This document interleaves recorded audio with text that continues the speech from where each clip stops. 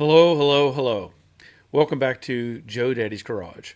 It is Monday, July 21st, 2025, and it's hot and it's humid. It's just the way it is. There's no getting around it. Summer gets here, we get to enjoy the sun, the later evenings, when the sun sets later in the day, obviously. And part of that is the heat. Now, I know that there are different parts of the country experiencing different, weather, some different weather phenomenons and different things like that. But here in Georgia, it's pretty typical. We all know July, August, it's hot. So I'm looking forward to getting through July and August, and then the downside in September when it starts to get back to more moderate temperatures. Now, in the past couple months, we have had a lot of rain. We've had some tremendous storms, big storms, lots of water, but we haven't had rain in, I don't know, 2, 3 weeks, 4 weeks maybe. It's what it seems like anyway. So, of course, as I've talked about with the problems I had with the mirrors and the headlight extensions that I'm putting on the Cobra Jet, and I'm reworking those, and I posted some stuff on Patreon about that, and I've also posted some pictures on Facebook about the blistering issue that I had. And I decided to redo those mirrors and try to do the mirrors themselves one more time and a new set of headlight buckets. And I say new, meaning a new original set, not an aftermarket set. And the idea I had was I will prep these pieces, get them in epoxy, and then put them out in the sun and let them cook and see what happens. And if they blister, I know I need to change direction. And that was going to be my test, basically. So this morning, I took care of them yesterday. I'd put epoxy on them. And this morning, I set everything out in the sun. And it was a hour or two, maybe 3 hours. I don't know exactly. And you know what? It started raining. So I think it was what I had to do. I had to get something out in the driveway that I wanted to have hot and bake. And I made it rain. So it rained for like maybe 15 minutes, but it was a good heavy rain, enough to get everything, wet around the area, the trees and everything. So it was a good thing. I'll trade that off. I'll take advantage of the weather in that case. So what I'll probably end up doing is setting these pieces back out tomorrow and seeing if, again, I can get them to bake. I had the garage open and I had rolled the car outside because I've been anxious about the idea. I've had this out in the sun multiple times, and I've been anxious about the idea. And I had this sitting outside the driveway at the door here, and getting hot. And I used the little laser thermometer thing, and I was checking temperatures, and the side of the car, the roof sail panel, it was up to about 125 degrees, I think. And there's no issues. So I don't feel like there's anything wrong with this part of the car because, the body is basically all new pieces and really nothing from the original car at all, other than part of the firewall and the rocker panels and the shock towers. Everything else you see is basically aftermarket, except for the front fenders, which are original front fenders, but to another car. So I'm still going to be pushing it out in the sun and letting it get hot and make sure that nothing is going on. But I figured I would, let you know that I made it rain today. I get a bell for that. Okay, so that's the basics of what's been going on this past week and everything else. I also posted a video where I had put the front fenders on the car, and then I put the stripes on the car, and I demonstrated that. And we talked about that previously, how the alignment of the stripe and how there can be variables in there, and I get that. We've seen it. I've seen it on many different pictures of cars, pictures online, and how the angle or basically the stripe on the side is almost meant to be flat with the body lines or even with the body lines, and the stripe in the back is meant to be angled downward, and I get that. So I came as close as I could to that realization. I got the angled piece in the back just enough that it looks right, and then the talk was about the distance from the bottom of the body line to the top of the stripe being 6.5 inches. And I also talk about in the video how the stripe itself tapers down slightly. So without going to the extreme and saying the taper starts, at the top and the bottom stays even, or does the whole thing taper down? I don't know. It doesn't really matter to me. I have the stripe set at 6.5 inches, and you could do it from the bottom as well. If you wanted to, you could measure from the body line to the bottom of the stripe. I don't know what that number is, but you could do that reference as well, and that might index that stripe downward just a little bit. But again, I'm not worried about it. I think it looks fantastic, and I'm going to run with it the way it is. So there's that. Okay. I'm working on, I have a video. I had planned when I was putting the stripe on and I was working on the little wing windows. I'd thought about adding that to the video. And then I thought, I'm changing directions here. I'm going, although it's beneficial for everybody, I'm doing two different things. And I decided I'm going to make the vent window, the quarter window, its own video. And the reason for that is there are some complications with the hardware that I want everybody to see and know what's going on. So I decided to make that a separate video, and that'll be probably the next video. Also, I talked about the problem with the hood having a very subtle dip in it. And tomorrow morning, my PDR guy is coming, and he's going to address that. So I'm looking forward to that. I may film that as well. I think that might be good for people to see some of the ideas that you can use to address problems with your car. Okay. If you're new to my live stream, I talk about cars. And I welcome you. So what I try to do is focus on, I say classic cars. 55 to 1980 is my bracket of time. Mostly what I do right now is Mustang stuff, but I have worked on all kinds of cars. And we're open to subject matter. If you want to talk about something or have a question, by all means, bring it up. I will try to help you with it or try to answer your question. If not, there's a great group of people over here in the chat box, and many times they have answers that I can't bring up or can't create. So everything is good, and if you're at all interested, ask a question. Okay, first one in tonight, early, at 5:35 actually. Betty Keithley. Hi Barry, have a great show. Terry made coffee. Baby's fed. Hit the like button and give Barry a thumbs up. It is hot here. Yes, thank you, Betty. I'm glad you checked in early. Rick Stevenson checked in early. 5:36. Rick is my coffee guru, so I get a sip of coffee when Rick shows up. So I get early on that. Thank you, Rick. Betty says only going to get hotter. Yeah, it will, but it'll pass, thankfully. Rick Gain, hot, but rumor has it will go down to 64 tonight here in New Jersey. Hope everybody's doing well. Click the like and thumbs up and give Barry a thumbs up. Let's have some good car talk. Yes, let's do that. 64, that sounds really nice. I was checking the weather earlier here, and it is predicted, you know how that is, it is predicted to have like 50% chance rain tomorrow, 60 on Wednesday, 55 Thursday, 45 Friday, 55 Saturday, 50% set. It's all like 50% and up on those days, with the best low temperature on Thursday at 72 degrees. So I'm still trying to get this test done with the mirrors and stuff. Let me just show you. You know, I had taken these things, and I didn't make a video on this.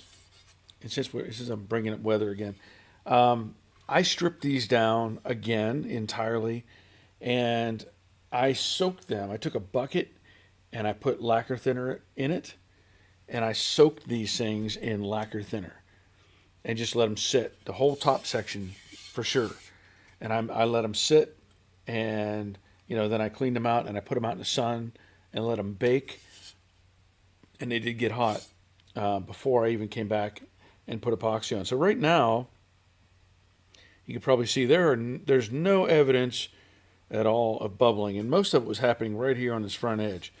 But I'm still going to give it. Epoxy has a 4-day recoat window. If you just want to, I scuff this stuff anyway, but this epoxy has a 4-day recoat, meaning, or top coat. You can let it sit for 4 days, and then spray it with your next layer, and it'll be fine, but without scuffing it. But I do it anyway. I make sure it's got texture there to hang on to it.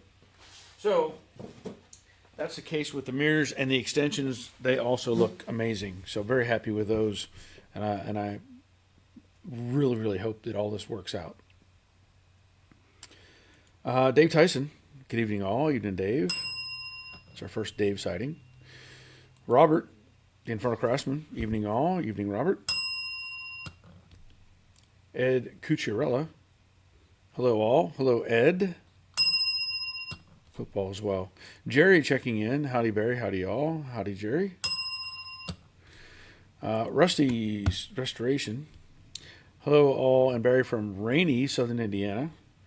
Everyone give Barry a thumbs up. Yes, thank you, Rusty.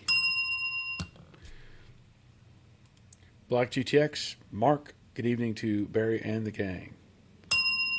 Welcome. Richard Vogel. Good evening, Barry. Beautiful low humidity day on Long Island today. Perfect day for a driveway brake job. Nothing wrong with that. Nothing wrong with that. I've done plenty of driveway brake jobs. Roger, Hindsight 67. Greetings from next door. Greetings, Raj. David, the bowler hat guy. Good evening, Barry. Hello, all. Hello, David.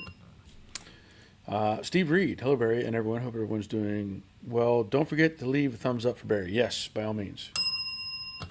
Yeah, that is important. It makes a difference with the whole algorithm thing that YouTube forces us to do.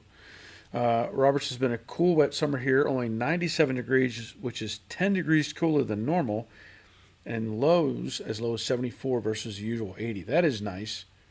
That is nice. I know our AC is running pretty steady. So, yeah, that's fun. Rick Stevenson, 79 here in the mountains of West Virginia. That sounds nice. That sounds nice. Mountains of West Virginia. That just has a nice sound to it. Growing up in Pennsylvania, I know exactly mountains. I love it. My wife and I, we make trips up there maybe once or twice a year. And every time we're like, how do we forget about these beautiful mountains up here? When you grow up there, you're just like, it's the way it is. But when you move away and you've lived away for long periods of time, and you go back and you're like, oh, I want to be here so much. Stay where we're at. Dave Conville, good evening. Dave's also in New Jersey. Steve Reed, the Cobra Jet is looking great. Thank you, sir. I agree. I'm very, very happy with how it is coming along. I'm running out of things to address, which is good, because as I said, I'm not finishing this car. It's going to get the hood on it, the front end, all that bolted on. In fact, today I went and I cleaned up the export brace, and I painted it because it had problems. It was just scratched up and had some primer on it here and there. So I cleaned it all up and reshot it so it'll match the engine bay. And the brackets or the shock mount things, I didn't like the way they looked. They were almost too shiny, and I just had to reshoot them because I like the way the engine bay is looking right now. So I took care of those, and it's just these little things that I'm able to get accomplished, because as I said, I'm not going to finish it. Also, I did some rearranging because I know that I had set stuff aside for the Cobra Jet, and it was in my house garage, and I also have a bunch of parts in there for the Fastback project, Fangled, and I was like, where did I put the bumper that I bought for this car? So I went in there and dug out the bumper and rearranged some stuff, and so I feel better about that stuff in there as well because now it's a little more organized. Just things, to take up your time, but it has to happen. Maximilian Kinzit. That is a new name. I'll just say Max. How about that? It's been 30 degrees Celsius heat here in England for the past 5 to 6 weeks. Last 4 days has been 24 degrees Celsius and a couple hours of rain per day, which has been bliss. I'll give you an extra bell for that. Thank you for being here, Max. That's awesome. I mean, that you're having better weather because 30 degrees Celsius, that's pretty hot. That's pretty hot. But glad you're here. Steve Reed, the temp for the day all week in upper 90s and mid 70s at night. That's, yep, about what we're having. FDWSR 71. I'm sure there's something. I'm sure that means something, but I'm just gonna have to say FD. I don't know WSR unless you give me a name. That's what I have to go with. So it says, Barry, I'm doing a 6.7 coupe to fastback conversion, having trouble with rear quarter extensions fitment, mainly where the extension rests up against the taillight panel. I have about a 3/8 inch gap. I'm not sure. I'd have to do some checking. So when you say up against the taillight panel, I'd have to do a little visualizing with the pieces I have. You should have a gap. Now, how big should it be? I don't know. I know that when I did Jade, and I put the extensions on, let's see if I have a picture of that anywhere. There was a gap there, and it should not, at least from my recollection, it should not make contact with the tail panel. So 3/8, let me see. Here's a picture of Jade. Yeah, I can't see from that angle. There should be a gap there. And does this one have it? No. So, but I can't say exactly what that gap should be, and it may vary from car to car, actually, and also from pieces. So you might have one extension that's made and it has a 1/4 inch gap. You might have one that has an 1/8 inch gap. But I don't know that if they're the same, if it's both like 3/8, I don't know that that's such a big concern. But 3/8, that's might be a little tall. Might be a little tall. But the production of these panels, if you're doing the conversion, some of it depends on the tail panel as well. So it's kind of hard to say. Focus on having a tighter gap, or there's only so much you can do because the tail panel has a curve to it.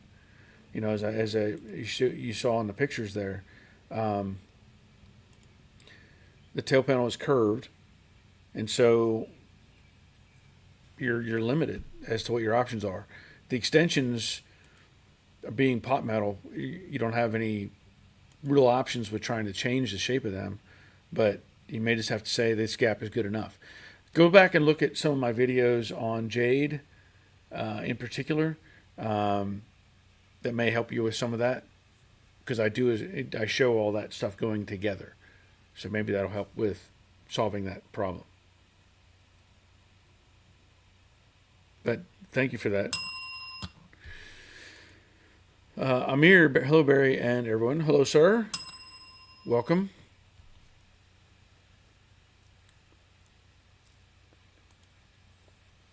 Mr. Ranger Bill, good evening from Virginia. Good evening, Mr. Ranger, Mr. Bill. Oh no, Mr. Bill. Glad you're here. Brandon Reisinger, good evening all, watching tonight from Telluride, Colorado, normally from Tulsa area after a long day of hiking. Telluride rings a bell for some reason. Knock on wood. I was out in Colorado a few years ago, and I don't know if I was in that area or not, but that sounds familiar. Telluride. Doyle Walker. Good afternoon from Middle Tennessee, where pop-up showers are now our way of life. Yeah, that's okay. That's okay. Clem Griffiths, get on the road. I recall you had shifted gears on the final engine bay paint. What did you finally use as the finish coat? Actually, I use Rust-Oleum. Satin Rust-Oleum. We all know, I think most of us know from our experience with Rust-Oleum, it's a good paint. It is. It is a really good paint. The only problem I've ever had with Rust-Oleum is the cure rate. I don't know what they do different. I don't know if you use Krylon or something, you could spray something, let it sit for half an hour, and you're ready to go. Grab it and go. But if you spray with Rust-Oleum, you may as well just let it sit for the rest of the day. But when it dries nice. So I use the satin, and it looks fantastic. Now, there's other options out there. A lot of people use DP90 epoxy, and that I've used that on the light blue 65 Mustang. I sprayed it with DP90, and it had that almost exact same look to it, a soft sheen, satin sheen to it. But what I like about the Rust-Oleum is if I want to touch it up later, or if somebody else wants to touch it up, they have it in a can, and you're ready to go. Let's say something happens and there's something big, gets a big scrape, you can sand that stuff out, spray it up with the Rust-Oleum out of the can, and you're good. Just let it sit. So that's what I've been using, and I'm very happy with it. Richard, how is the quality of reproduction bumpers, and where did you get them from? Both these bumpers are actually from Dynacorn, the front and the rear. Now, the rear bumper, it's well made. It fits nice. Is it 100% perfect? No. There's almost like tooling marks on it. Nobody would notice but me. I look at I'm like focused on the tiniest pieces, but they're really well made. I have not opened the front bumper, but it is in a dynacorn box, and the rear bumper I did a video on. There's just, like I said, a little bit of tooling marks or something on that bumper, but it fits fine. It's made fine. I don't have any issues with it. I don't know who else. I don't know if other companies actually make these bumpers, or if Dynacorn buys them from somebody and just puts them in their box. I don't know. So,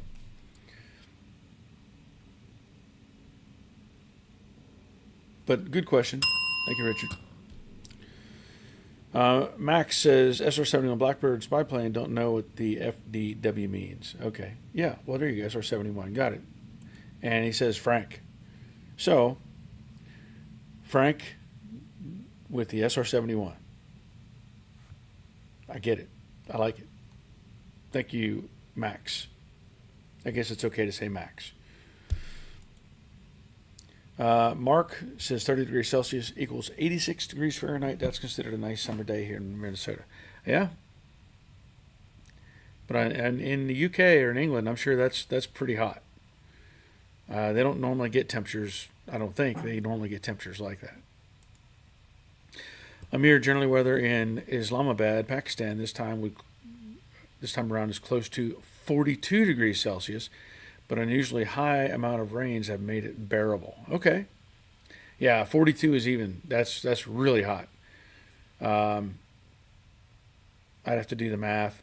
I know it's times 1.8 plus 32, but yeah, that's plenty hot. And Frank says, thank you. You're welcome, Frank. Yeah, like I said, there's only so much you can do, but there is supposed to be a gap.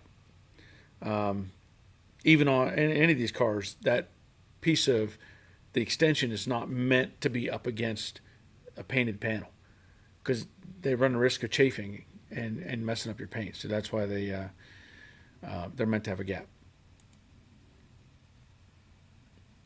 Max 30 degrees Celsius in England is considered a heat wave. We're known for overcast and umbrellas. Yep, that's what I was saying earlier.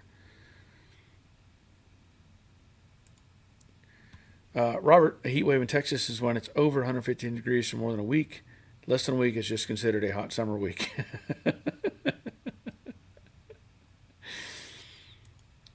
It's not the heat, it's the humidity, right? Gerhard, good evening, everyone. Good evening, sir. Glad you're here. Max, 115 degrees Fahrenheit equals 46 degrees Celsius. People in England would melt if they stepped outside. Yeah. I'm. I don't want to be in that temperature. That's for sure. That would knock us around here in the States. I mean, at least in the southern states where we're at. Out in Arizona, yeah, they probably get stuff like that. But no, not here in Georgia. Steve Reed, got my Mustang Fastback at the body shop. My front end is off about 3/4 of an inch. They're going to pull it so everything will line up. When you're saying it's off 3/4 of an inch, what do you mean? Like sideways? Is that what you're implying? I'm assuming it was in an accident or something at some point in its life.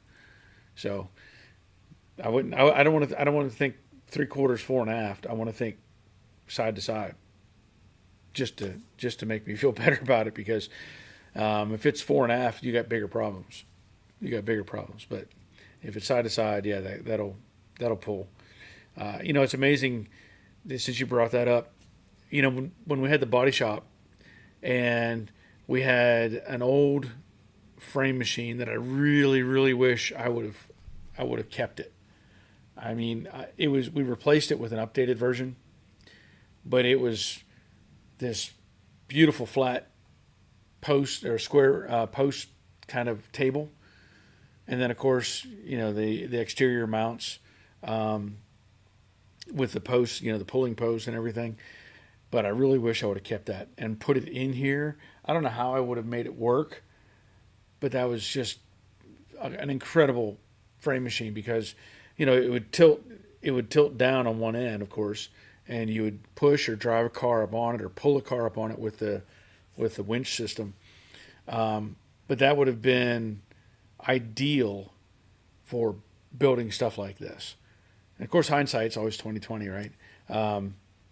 And I probably had a good opportunity to get it, but I didn't. And we sold that thing cheap.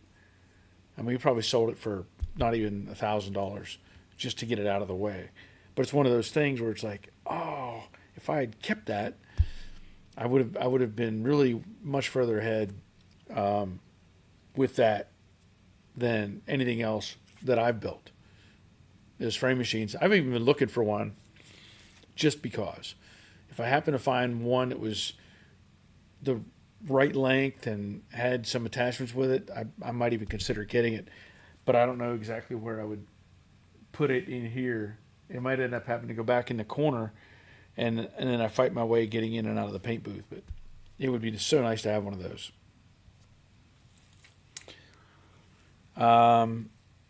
Steve Reed says 65 and 66 has a rubber seal on them. Oh, you're talking about the gasket on the quarter extensions. Yeah, the 68 does too. So does the 69. That's really more of somewhat of a water block, but it's also to keep them from making contact with the faces. So what I've done before, because the early cars, that rubber gasket would stick out and be ugly, So I would adjust the mounts. Let's say I would add washers onto the post to make a standoff.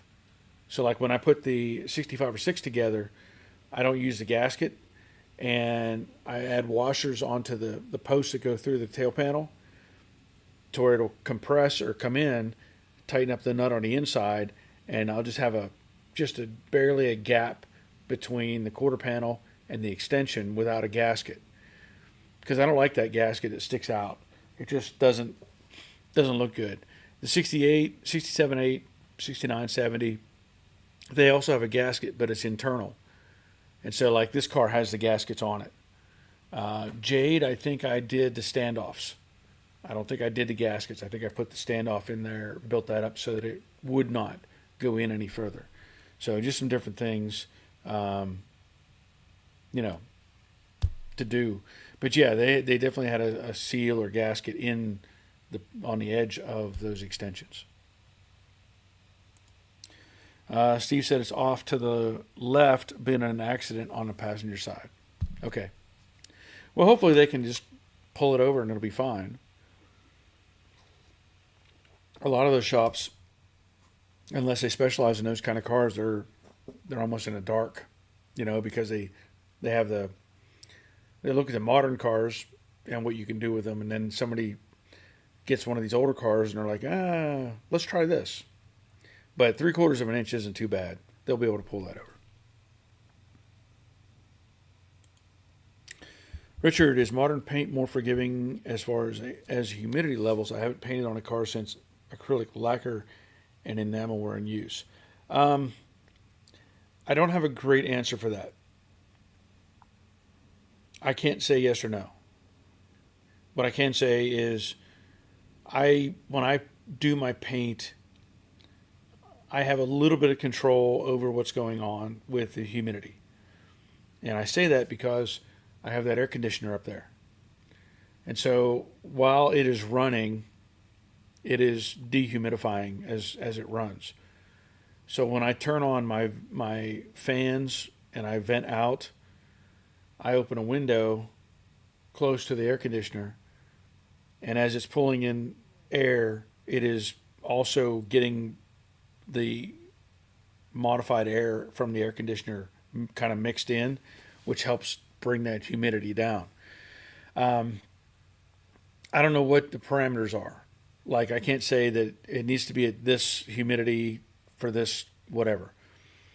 I know what I'm familiar with my home built paint booth, and I know if it's really high humidity, I don't want to be spraying. If it's but I haven't had many issues that I can think of, even with some of the pieces that I've done, the smaller pieces, like when it's been raining. Can't get much more humid than that. But I haven't had really any issues that I can think of from that side of things. So I would say overall, it's probably more forgiving than the older stuff. And of course, with the base clear, you can paint the base coat on, at least with PPG products, and you can let the base sit for almost 24 hours before you put on the clear coat. So you have a 24-hour window. So I always try to do that when I'm painting something.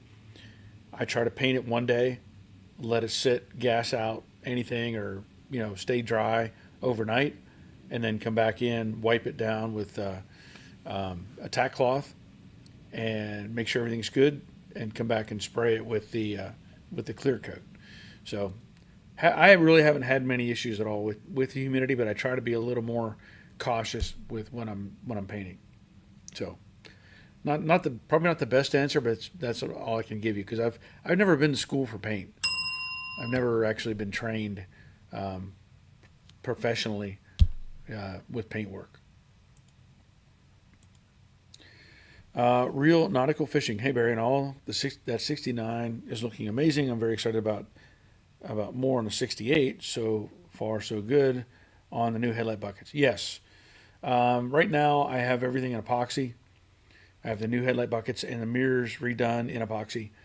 I had them out in the sun today for a couple hours, but I'm going to take them back out tomorrow. Hopefully the sun's out, and cook them and see what happens. But the new extensions, the headlight buckets, they look fantastic. So very happy with that.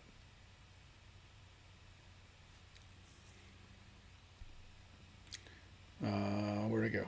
Oh, so I have. Thank you, Richard. I will. A nice coffee sounds really good. I will consider doing that very soon. Thank you for the tip. So real nautical, yes. Thank you for that. And yes, it's gonna. I'm feeling much better about the mirrors and the headlight buckets at this point. Rick Gain, big thing in the news. The actor played Theo Huxtable in the Cosby Show died of an accidental drowning yesterday. Oh, that's not good. Sorry to hear that. Max, Mustang question for you, Barry. Dynacorn sells the body as a kit, but does it sell the front end as a kit as well? Because I wouldn't know what I would need for a full front end. That's a good question. I don't know that they list it as a kit, but there's, I don't think they list those pieces as a kit. But I can tell you there's a laundry list of stuff that has to go with that front end. But I don't think they sell it as a kit specifically. Now, they do sell all of the pieces and parts you need. So just in a quick, just running it through my mind really quick, I know you're going to need a upper cowl panel, the two fenders, the headlight buckets, the rock guard, front valance, the headlight extensions, and all the hardware associated with all that. And you'll need the center support brace, the grille support, the hood latch, and a hood. You'll need a hood as well. And along with that hood, you're going to need the bar for the hood that makes it latch. You're going to need that. And then if you decide to do hood pins, you'll need a set of hood pins, side marker lights, front parking lights, headlights, bumper brackets, inner and outer, end brackets on the bumpers, bolts for the bumper brackets. Not sure if the extensions come with the hardware for the pins or the bolts. Bolt kit. There's a lot of stuff. But I don't know that they sell it as a kit individually. So what you may end up with is AMK sells bolt kits as well. They sell like a engine or like a body bolt kit. They sell an interior bolt kit. They sell a sheet metal bolt kit. But even at that, there's some things they don't probably include in that kit. So you have to do some research on those as well. If you don't have a donor car, then you're backtracking and trying to figure out what goes here, what goes there. But I doubt, even with the body, that they sell like all the other stuff, like the bolt kits, and I don't think none of that comes with the body. It would just be the shell by itself. So there's a lot of extra pieces that you'll need to make it all come together. Just know that. If you don't have a donor car, there's a lot. That's a good question, though, Max. Thank you for that. Gerhard, they're all made in Taiwan. Dynacorn is just a distributor, like all the others who sell classic replacement parts. So you're talking about the bumpers. Yeah. Yeah, the thing is, the difference is, at least with Dynacorn and a few others that, like we've talked about before, the quarter panels and pieces that Dynacorn sells, whether they're made by X company or Y company, whatever, and distributed, they seem to be better than the ones sold by like CJ Pony or NPD, even though they have that's their own. Like NPD sells their own version of these quarter panels, and I've done videos on that to where I've shown the NPD quarter panel and the Dynacorn quarter panel and the differences between the two. So yes, they are made in Taiwan, but even though they're made in Taiwan, there are different grades or quality of the pieces as far as matching. So like the bumpers, they may be only one supplier. I don't know. But I can tell you there's definitely a different company that makes the NPD quarter panel than makes the Dynacorn quarter panel. There's a difference between those two. So we just have to learn which ones are the best ones to use. But thank you for that. C&J Hoyt. Hi, Barry. Did you ever get your new headlight bezels fixed up? Ovens aren't that much to cook things off to outgas your parts by used ones. That way you don't get in trouble for using the wife's. I am working on the extensions. Right now I have them both in epoxy. The new ones, not the first ones. I'm not going to use those. And I redid the mirrors as well. And I had them out in the sun for a period of time today, but then it started raining. So I'm going to try to get them back out in the sun tomorrow. Let me go grab one of those. Since we're talking about it, I have them sitting over here.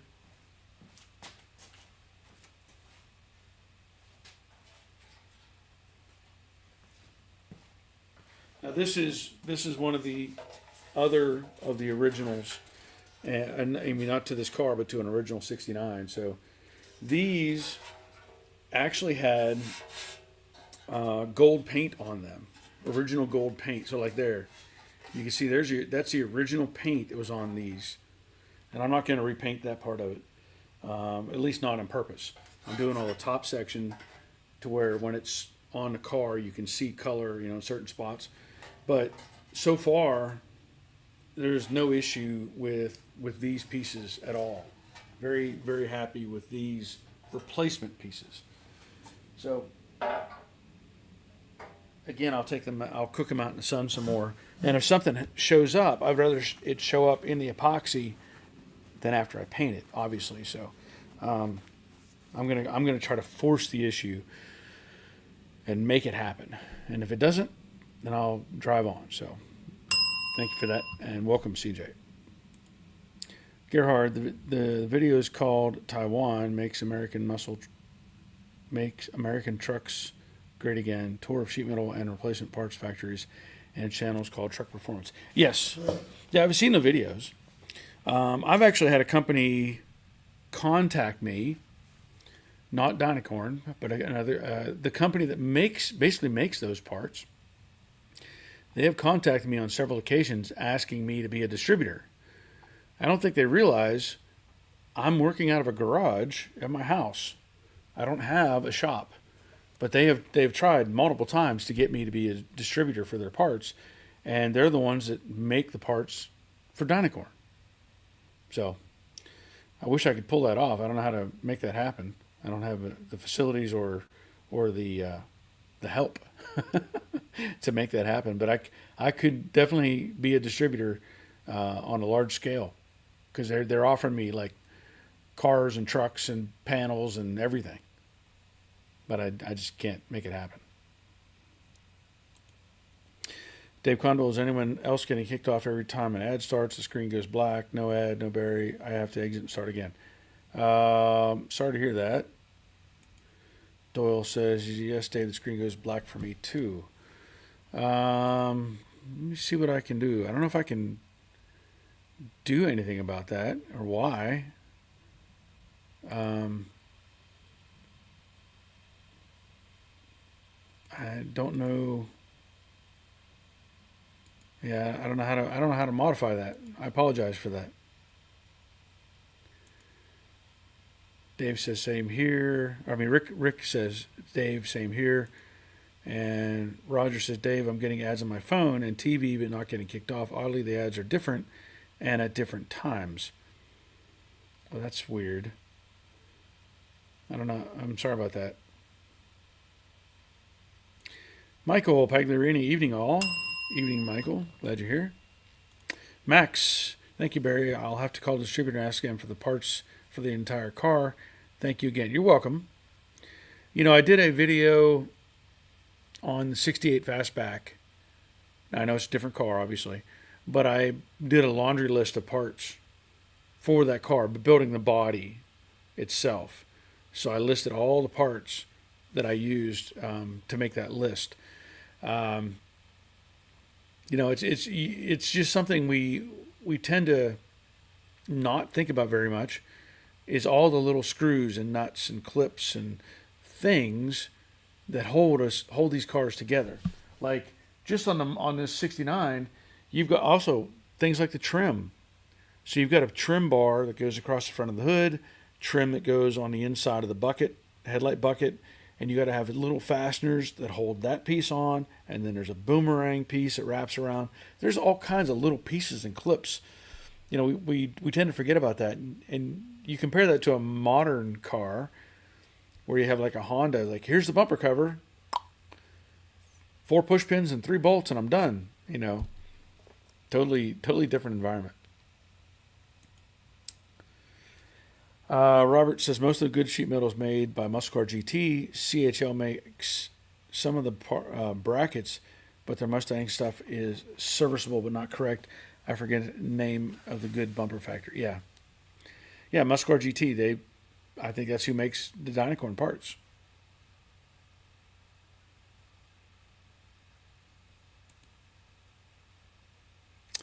Gerhard, yes, that is correct. There are more than one factory in Taiwan making the parts. The video shows more than one factory. Yep. Max says, yeah, I'm just thinking about the sheet metal parts just to get all the parts from one place and send to England in one shipping container.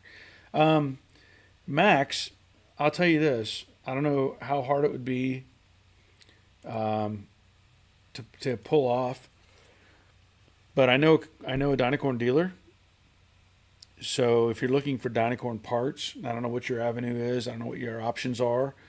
But if you want to send me an email, I could probably put you in contact with a dynacorn dealer, and you can see what happens from there. Obviously, there's some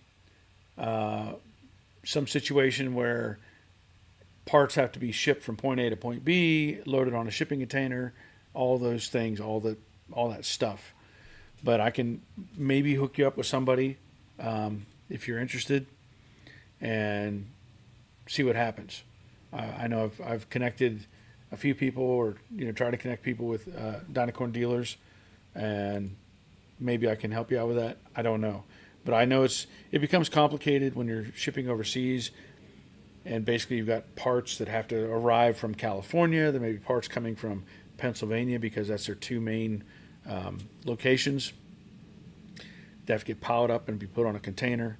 So it could be more complicated, but I don't know what your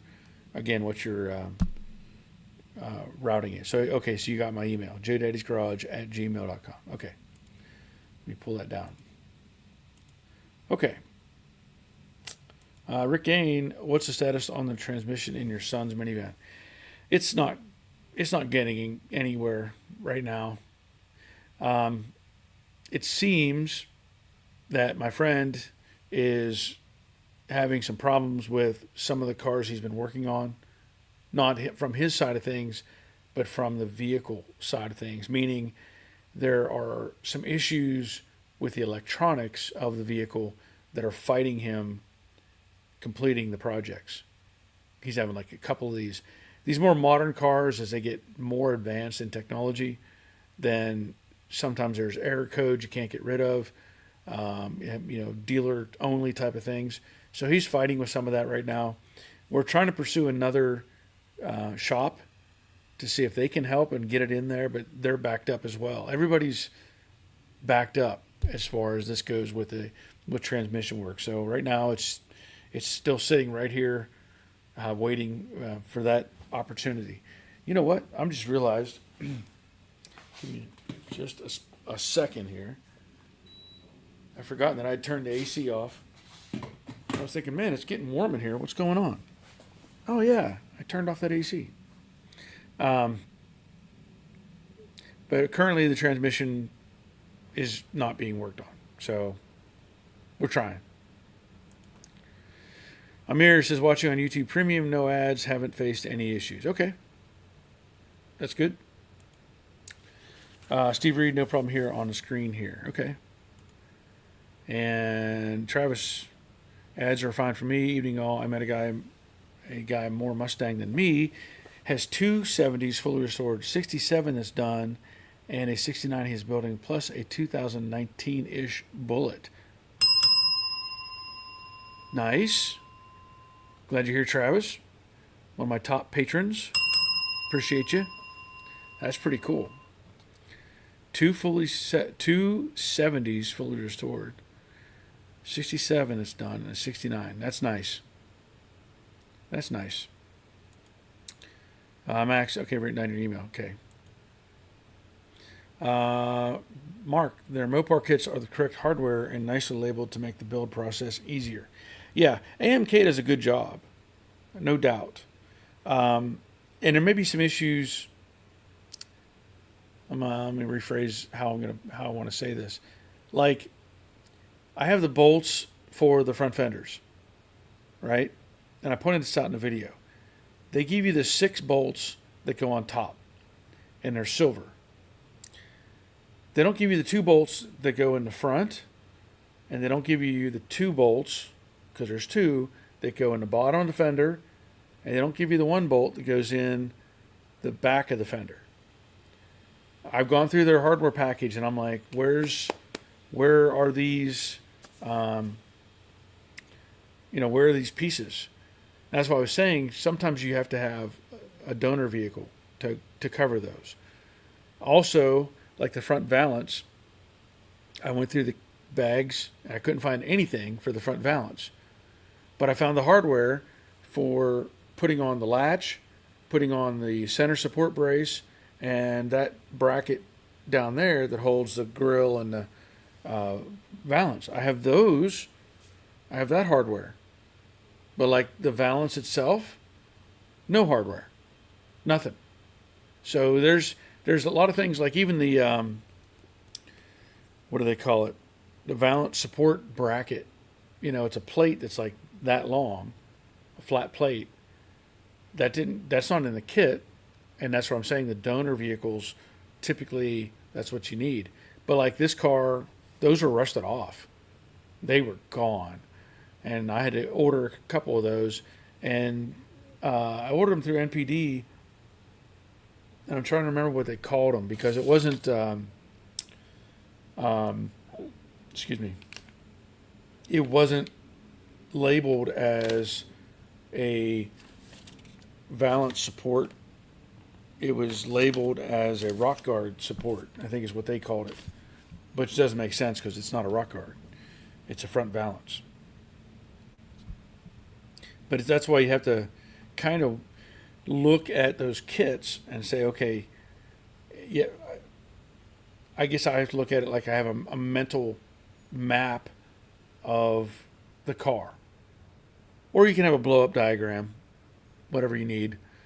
But thinking about, okay, I need these number of bolts for this part. I need these bolts for this part. And look at their packaging and go, what's missing? What do I need to buy? So I keep separately, I bought nut clip packs just so I could have my own to put on, instead of using old ones. I bought bolt hardware, again, just so I can have it put on. And what I do is I try to recycle, reuse, clean up any hardware that I can from the original car. Obviously, there's stuff that I can't reuse, but if the bolt's in good shape and I can clean it up, I'll blast it or wire brush it and throw paint on it and put it back in the car. So you have to be careful with looking at this packaging. But I'm glad the Mopar kits are all correct. But it still feels like there's some little things here and there that are missing from the Mustang kit. Richard says, is the front and rear glass going to be installed by someone else? Yes. Yep. The reason for that, there's several. One is the headliner has to go in the car first. And you don't want to put the glass in until you have the headliner in place. So that's part of it. And partly is that's not what I had agreed to anyway. Like, even what I'm doing now, all this other stuff, paint, all this, wasn't part of my original game plan for this car. I was originally contracted to build the body, put it in primer, and send it out the door. And then, of course, we all know things got complicated with Charles passing, and I'm trying to help out as much as I can with taking care of the paint, all these things. And I'm trying to do what I can right now. And I can't put the back window in anyway, and I can't put the front window in. Just like the doors. I think I only actually have one door glass, but the mechanisms are all messed up. So I'm not even going to mess with any of that stuff. That'll be somebody else that takes care of all that. The wiring, the drivetrain. Like the rear end in this car, it's really, really rusty. I mean, like heavy pits in it. To me, what I would, if this were my car, I would probably replace the whole housing and have one that's in good condition. This thing has severe deep pits in it, so I'm not doing any of that. I put the old leaf springs, the old axle is under this car. Somebody else is going to have to take all that apart, which isn't hard. The bolts aren't like, they're easy to get out. But somebody else is going to have to go through that stuff on this car to get the rear end taken care of. Just the way it is. There's a lot of things that have to happen, but I can't do all those things. Not at this point. I've got other projects lined up that I need to deal with. Dave Conville, I just got back on. I see I'm not the only one getting kicked. Yeah, I'm not sure what's going on with that. I don't know, Dave. I'm sorry. Michael, I would call your local Toyota parts department and check on a factory reman. My local training shop is 2 months behind because of insurance work. Yeah. Yeah. I don't even know that.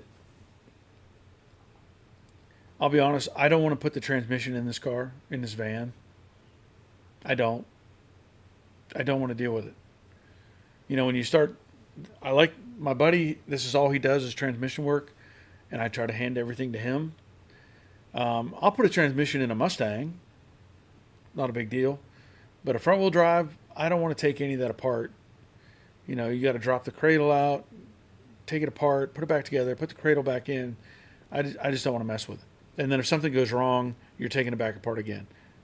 I'd rather not. I'd rather hand it off to somebody else. But that's not a bad idea. To check with Toyota and see what's out there. Not a bad idea at all. Max, Barry, have you ever used a Roadster spec or Art Morrison chassis? Do you think they're worth it? I've been doing a lot of research lately.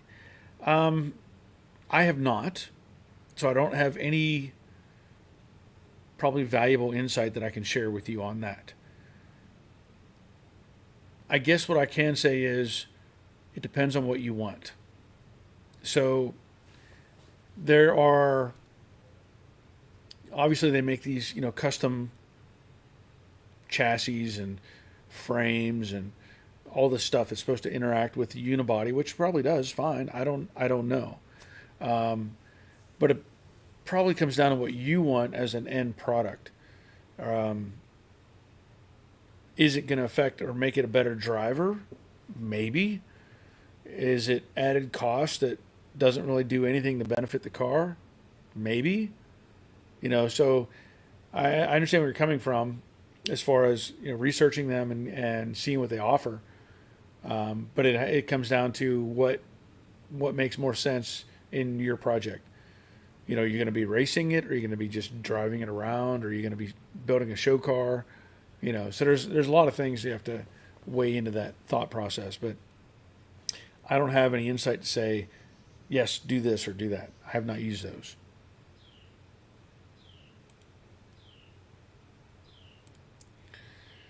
Dave Conville, I know it's not your fault. I just wondered if I should be ticked at YouTube or my local internet provider. Probably ticked at YouTube. It's not your internet. It's YouTube. They're trying to make every nickel they can off of everything that I put out. I wish there was another way to do it. But that's where we're at. Yeah, I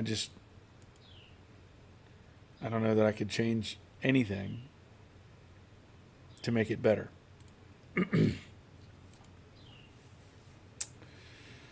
Max says we won't have any old Mustangs here in England for donor cars. Okay.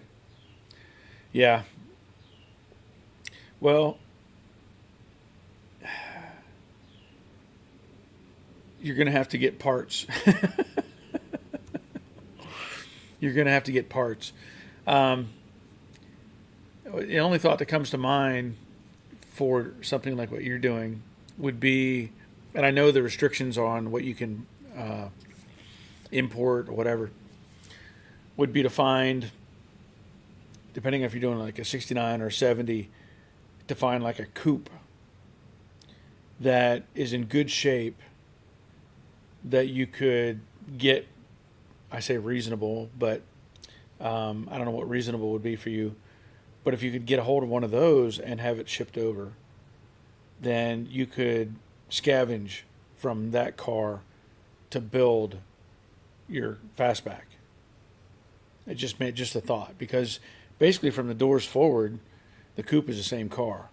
So that's an option, and it might help you with some of the sheet metal you need too. I don't know. You know, it depends on what's available. I haven't. That's not an avenue that I've pursued because I don't need to. You know, I've got easy access to a lot of this stuff. But just a thought.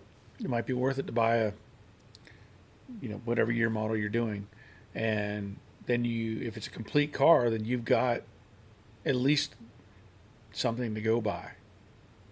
It might be a good idea. I don't know, but you're gonna need a lot of parts. Rick Gaines says, I pay for YouTube Premium, J Daddy's Patreon, as well as this in that garage Patreon. Money well spent. Thank you, Rick. I appreciate you. I do.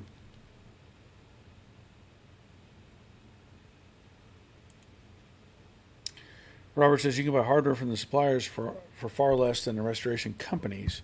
The most common bolt is about 80 cents a piece for the good quality ones. Yeah, but he may have an issue with getting those parts over in the UK. I don't know what the avenue is for him to do that. Michael, we have a customer that wanted to put a roasted frame under a C10 until he found out the price. Yeah, it adds up. It's not a cheap option.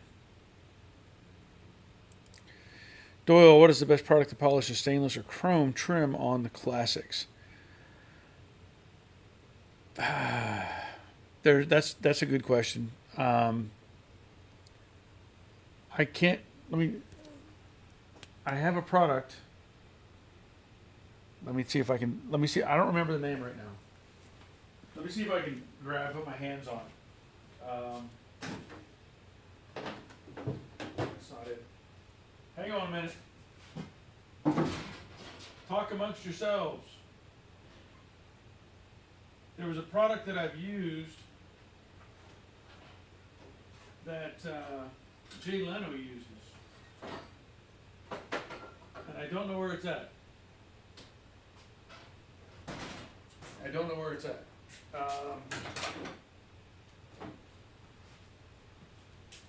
It's a compound that's in a little bottle, a little jar. And I probably demonstrated it in one of my videos. What's the name of it? I've demonstrated it in one of my videos, and I can't remember the name, but it's a little silver. No, it's a white container. I think it's got red lettering on it, but it was highly recommended by Jay Leno, and I used it, and I was very happy with it, but I can't think of the name at the moment. I want to say Blitz or something like that, but I can't remember if that's exactly what it is. But that is a pretty good product for doing stainless steel and stuff. Otherwise, I've used, I've cleaned up the stainless on this, and I can show you what I use on that. Hold on.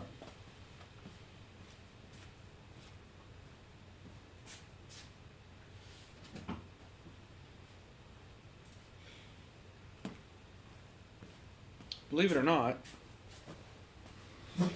I used some Wizards Mystic Cut compound on the drip rail stainless. I also cleaned up the stainless up in the for the gasket, the seal. I used this stuff, this Wizards Mystic Cut compound. And all I did was I took a terry towel, you know, the little whatever they call them, the towel, these detailing towels, and just put some on and use like the tip of my finger and just scrub the tar out of it, and it worked really well. But I've used this Mystic Cut. So, but that other product, I can't think of the name of it right now, but I know maybe it is Quick Glow. I think it is Quick Glow. Ed Cucciarella, I think he got the answer. Quick Glow. I'm pretty sure that's the product that like Jay Leno uses. So there you go. So Quick Glow, I think that seems right.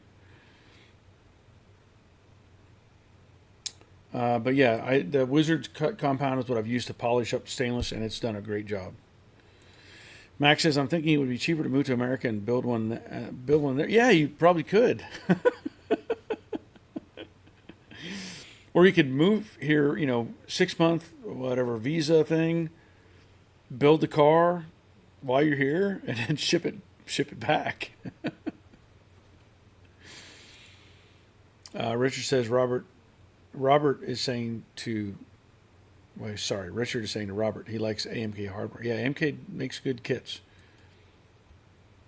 Robert, and small parts can fit in my checked baggage for delivery in England. My only complaint is the very high departure fee for non-revs.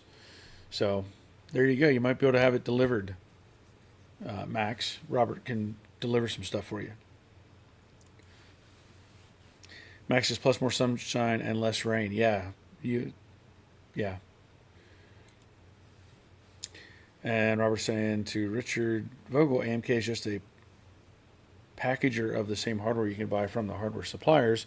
Convenient, but you pay a premium for that service. Yeah. Bob Shoemaker says Mothers. Yeah, that's a good product for doing chrome and stainless. And Flitz. I think I've used Flitz before, Richard. Thank you, Richard and Bob.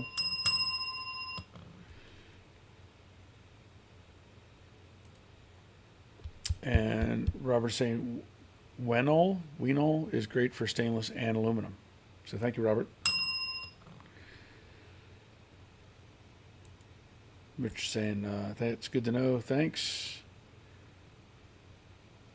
As I said, Quick Glow I think is the product that Jay Leno uses and has endorsed, and I've used that. I have some of it here somewhere. Richard, I've had a lot of luck with semi-chrome polish. Okay. And Michael Pagliani says 4-aught. Okay. So 4-aught. That's 4 zeros. Steel wool. And he says something. And that's it.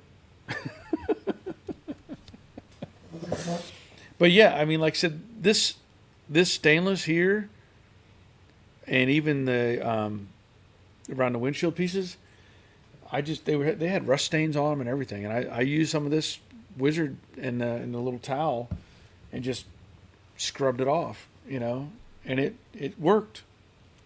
It worked. That's the other thing I have to look for. I don't think I have it. I need to review some of my first videos on this car, because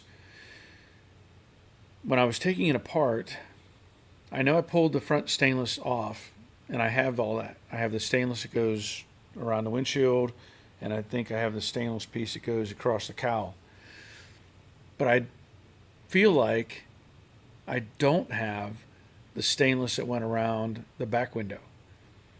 The back window was in the car, and I did remove it, but I don't think the stainless was on it. And normally what I do when I do take that stuff apart, like all the windshield stuff, I'll bundle it together and I'll wrap tape around it and I'll write on it exactly what it is, and then I sit it in a location where it'll be in my way, and I'll notice it. So like I've got a pile of parts back there in the corner, and I have all the windshield. I had all the windshield pieces in that bundle, but I don't think I have the back pieces. And also, we'll have to come up with a different back window, because somehow when I pulled the back glass out, Charles had delivered some parts to me. Like he brought me a bunch of pieces, and I had the back glass out, and I said, "Hey, why don't you take this with you? Because I don't want it sitting around. I don't want to take the chance on breaking it." And he said, "Fine." He would take it with him, so he did. And somehow that is now misplaced. Now, where did it end up? I don't know. I don't know. The back window, Charles had liked it because it had like a sticker in the back window. I forget what it was, like a flag or something was in the back window. But he took it back with him and probably put it in a safe place that now nobody knows where it's at. So we're going to come up with another back window to go in the car. But I don't know about the stainless. I'll have to look and review my videos. If I have video that shows me taking it out, or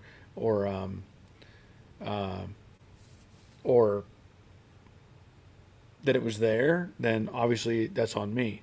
But I don't recall that. So I'll have to look at the videos and see what's going on. Robert says, "What was the chrome polish that came in a can? It was impregnated into a scrub pad. I could see it, but can't remember what it was." I know exactly what that was, because I still have some of that. In fact,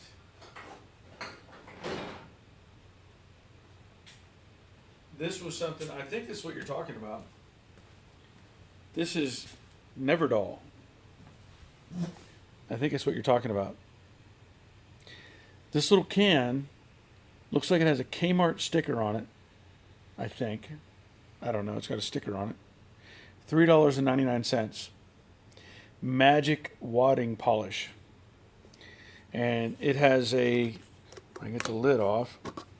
It has this, like,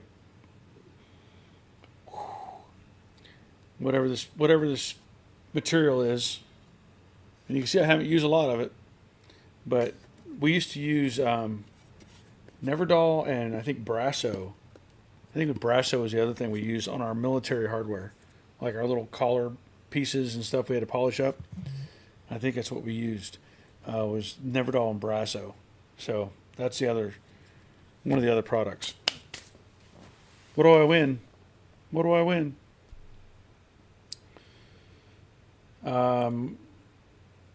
Marchindi, Barry, I sent you a text with link to our local Toyota dealer's website. I've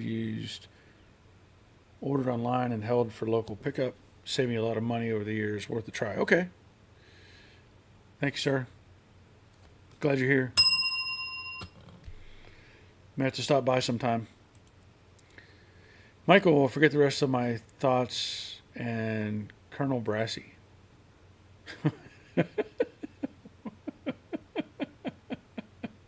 So he started off with 4-aught, steel wool, and forget the rest of my thoughts, and Colonel Brassy. I've never heard of Colonel Brassy. And Neverdol, yes. Robert says, "Yep, that's it." James O'Brien, any thoughts on the best aftermarket wiring harnesses for 69, dreading a painless or other universal kit? Actually, I would go with American Auto Wire. American Auto Wire, to me, has probably the best configuration, because they'll give you, obviously, the fuse block and everything else, but they give you the switches that you need. I don't think Painless does that. I think American Auto Wire gives you like the ignition switch. They give you the headlight switch, the wiper switch. They include all that in their packaging. So I've used a couple of different American Auto Wire kits in different cars. and I was very happy with them. And I've heard other people say they would prefer the American Auto Wire over the paintless, but it also depends on what you want to spend, right? There's another company out there that I've used called Rebel Wire. You can look them up. I don't know what they offer for, say, Ford specifically or Mustangs. I don't know. I used Rebel for the dune buggy when I had to rewire the whole dune buggy. And they had the supplies that I needed. So I used Rebel for them. So those are the only three that I can think of at the moment. I'm sure there's other companies out there that sell generic type of systems, but American Auto Wire gives you extra slots. I think Painless does too, extra if you want to add like power windows and defrost, whatever, different things that you can add into the system. But American Auto Wire is what I prefer overall. Good question, James. Thank you for being here. Richard, Neverdoll is sold on Amazon, made by Eagle One. Yeah, I don't know if this can. I can tell you, this is a very old can of Neverdoll. It doesn't say who it was. I mean, this is probably when they were still owned by their own company. I would venture this can is well over 20, 25 years old. And like I said, the sticker on it is a little green or a little orange sticker, which reminds me of Kmart. So I don't know what it sells for on Amazon now, but it was $3.99, and I don't know how to read this as far as a date code. And I assume it still smells funky, so it probably would still work. I just haven't used it. Michael says the gerbil's running slow tonight. Yeah, I get it. Hey, we're looking good. We got showing 69 people watching. That's awesome. And I encourage everybody, check in. If you have a question you want to bring up, ask a question. We'll see if we can't get it answered for you. I've been reviewing different products that I use, and also talking about the Cobra Jet behind me and things that have to happen with it. And so it's it's open to discussion if you feel like you have something you want to talk about. But so far we've had a pretty good night with everybody joining in and offering up questions. So as I said earlier, I'm going to be doing a little more of the small stuff. In fact, I still got to put the door locks in, the doors, and the deck lid or the trunk lock. I hold off on that on the trunk just because I'd rather just use a screwdriver to open it up and not misplace a key, compared to the doors, which you don't need. You can just use the handle, right? But I need to get those in, and I also need to replace one clip. I got to come up with the plastic clip that holds one of the rods, and it's the door lock rod is not attached to this door. It's on the other door, but I have to get that little plastic clip. The door latch assemblies, the new ones, came with the clips, but they're really junky clips. I used the original ones as much as I could, but the last one I tried to get off, it broke. And so I tried to use one of the replacements, and they're flimsy. They don't even fit the hole right. They like fall in and fall out of the hole. So I don't trust them. So I'm going to come up with another one. May check at the local parts store just to see if there's something there, that they have that, or I have to go through maybe some of the my spare parts that I accumulate and see if I have one of those things. Mark says stripes look great, Barry. Thank you, sir. I think so too. There was a discussion about not putting these stripes on this car. There was a discussion about that, and I just can't. I mean, a Mach 1 has to have those stripes. It's just the way it is. It has to have them. Max says, I've been binge watching your vids. You've produced some beautiful cars. Very impressed with your work. Thank you, sir. And I take that as a good compliment. You know, I try to do the best that I can. You know, somebody commented on one of the latest videos about what I've been doing, and I try to emphasize that what I'm doing is in my home shop. I'm not in $1 million facility. I don't have a camera crew. I don't have high-end equipment. I'm not invested in a $50,000 paint booth. I'm not, you know, I'm working out of my garage. Now, granted, I do have a ton of experience. I have a ton of knowledge in what I'm doing, and some may say I'm a bit of a perfectionist. But I try to demonstrate what you can do in your own shop if you try. You know, it takes an effort. I'm also, if you don't know, Max, I'm an aircraft mechanic. So I do have a really picky side of me about the details because, you know, when an airplane has a problem, it can't pull over. So I have to, my mindset is in that too. So, but yeah, somebody commented that they're like, they've seen other production videos where people are in these high-end facilities, you know, all the fancy lighting and expensive cameras and blah, blah, blah, blah, blah. And they don't get to me, it's not real. I mean, they're doing the work, but they're not showing it from a perspective of, hey, this is just me in my garage, you know? So that's what I try to emphasize, make sure people can understand that it is possible you can do this in your home shop as well. Bob Shoemaker, Midlife Harness does restoration of OE wiring harnesses. Okay, that's good to know, and that's a good thing to have available. I know from my perspective, while I do appreciate the original stuff, I also like the more modern version of the same thing. And I say that because when you start running extra things, like in my 68, I had to run another fuse block off of the battery just so I could power other things. And the more modern ones, they already give you that. You've got those options built in. They give you extra blocks. That's why I like them. Now, as time has gone on, I don't know.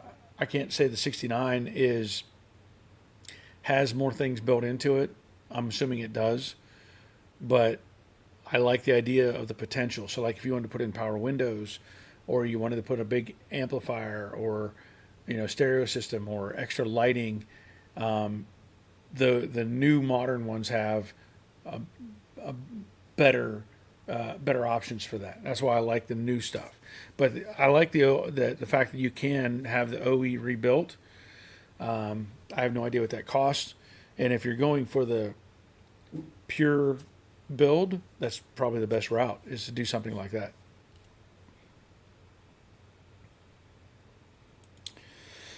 Terry Keithley, on a 46 I'm spraying Evercoat slick sand over the epoxy, then high build over it. Okay. That works. Glad you're here, Terry. Yeah, I've used, that slick sand used to be called, Featherfill, I think was the old name for it. And I'm okay with it. I've used it. Actually, I used it on the dune buggy. I used slick sand on the dune buggy. Sometimes I get apprehensive with it because I've seen it fail, and that when you have those memories of a failure, you tend to not want to use it anymore. But yeah, slick sand it works, and I don't have a problem with it. I think the area that I saw it fail was in a hood. Like the hood had flex to it, and because of that flex, the slick sand broke loose and came off. So I would be cautious with it in those locations where it has a lot of movement. But if it's these cars, the four doors and fenders, quarter panel, none of that stuff's going to move. The hood has potential, because it's a, especially with a shaker on it, it's got some movement potential. But that's the only time I've seen a failure was because the vehicle had a big broad hood and it was able to flex, and it popped off basically, even though it was prepped right and it was put together right. So that's my hesitation is location on a panel. You know, if it's got a big curved fender or something, there's a lot of rigidity to that curve. It's not going to want to buckle or bow. But if it's something flat, I'd be cautious about it. But I'm glad you brought that up, Terry. Okay, I'm getting close to an hour and a half, and that's enough. My voice is starting to get rough. I can feel it, and I'm going to end up calling it a night. So I will edit up the next video, which will be working on these windows, and I'm going to point out some details that you'll want to see if you're doing one of these cars and you're using the hardware that I'm using. It can be difficult to try to remedy some of this stuff. TJ, are you going to any local car shows anytime soon? I know there's one coming up in McDonough at Summit this Saturday. All Ford show. I would like to go to that, but I don't know that I can because my grandson is having his 6th birthday party Saturday as well. Might be tight. But if I do, I think the All Ford show in McDonough is at 10 o'clock. If I can get permission, I will try to get down there and maybe spend an hour or something looking around. So send me an email, TJ. Send me an email just to give you a real quick heads up on that, jdaddysgarage@gmail.com, or send me a message if you follow me on Facebook. Maybe we can get together. I'll see if I can't at least go down for a quick visit at the All Ford show. So that's going to be it for tonight. It's been good. We had some good conversation, talked about a lot of different things, covered some topics, and I appreciate everybody for their input. You know, it's easy to let's say rely on me just rambling on, but it's easier if I get people asking me questions because then it cues me up and gets me moving. So, but that'll be it for tonight. I plan to be back next Monday at 7 o'clock. I hope you all have a good week. And until next time, take care of yourselves. See ya.